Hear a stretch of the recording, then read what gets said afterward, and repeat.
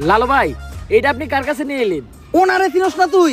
উনি অনেক বড় তান্ত্রিক, এই দেশে ওনার লক্ষ লক্ষ মুরিদ।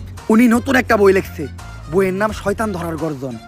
যেই বই পইরা নতুন কইরা লাখ লাখ মানুষ তান্ত্রিক হইতাছে। কিন্তু লালু ভাই, আশেপাশে তো কোনো তান্ত্রিক বা মুরিদ দেখতেছি না। আরে ওগুলা তো সব ফেসবুক আর টিকটকে।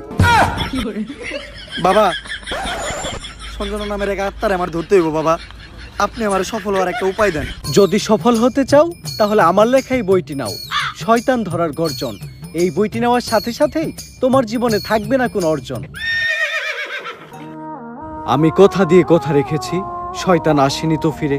আমি শয়তান তাড়ানো গল্প লিখেছি আমার সারাটি জীবন ধরে।